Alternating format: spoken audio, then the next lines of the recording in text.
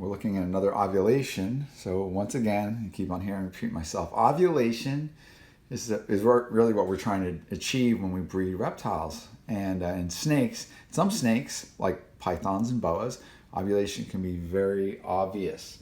This is a female citrus albino.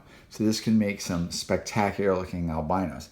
I bred this animal with an albino anthrax, and my buddy Gavin was pushing me on doing some albino anthrax stuff to some cool stuff. So that's a really nice ovulation. So with this ovulation, within roughly about 2 weeks, and this is all dependent on ambient room temperatures and what the animal has for heat if she needs it, within about 2 weeks, she'll go through her egg-laying shed. So she'll have her shed, and generally within 35 to 45 days, depending once again on her ambient temperatures and how many eggs she may have in her, because each one of those eggs is going to, tap into her resources, her fat reserves and stuff like this. Because at this time, this animal does not feed. If you think you indeed have a reticulated python or Burmese python that has ovulated and it continues to feed, I would say quite likely it was actually not an ovulation, because maybe in a rare case something might take one meal, but generally what I've seen is certainly they're going to get all their sustenance from prior to ovulation as far as their feeding, and that's earlier in the season. So at this point, this animal's going to develop these eggs, but she's not going to feed. She doesn't have a lot of room, and sometimes when they eat, it brings up their body temperature, and some of those things can be contrary to what this animal wants to expose itself for temperatures.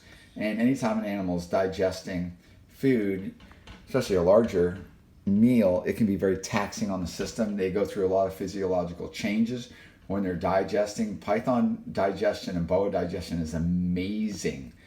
How they break down their food, the heart grows in size, their blood, everything changes.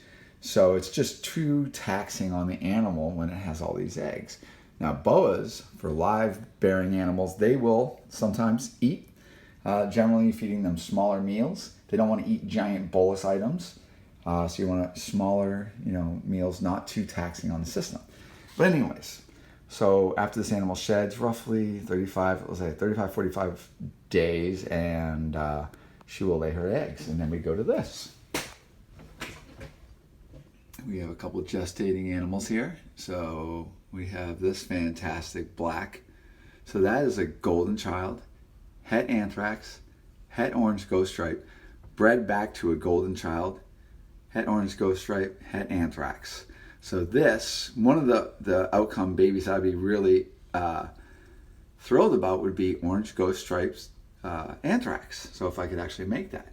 And then we have, this is a coyote that was bred to a platinum, and the coyote was also one of these like anthristic looking weird oddities. So coyote is a smaller growing dwarf kind of retic, and this animal is roughly about 7 foot.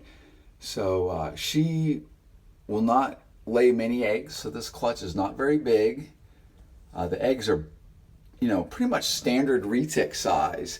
So the dwarf retics, or retics with the smaller dwarf blood in them, they generally will lay smaller clutches. Sometimes you get a clutch like 8 eggs. 15 eggs would be huge.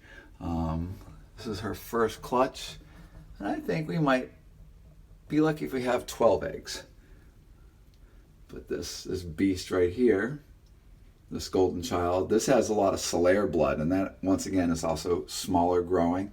Golden childs are generally smaller growing, and you can make them big to the point 16 foot would be a giant, and that's with incredible attention to feeding and whatever, but with a lot of effort. But generally these guys want to probably max out on average anywhere that 10, 12 foot, typically, and with a lot of effort, a little bit bigger. I can show you a really big golden child that one of the first ones I made from a long time ago, and it's this.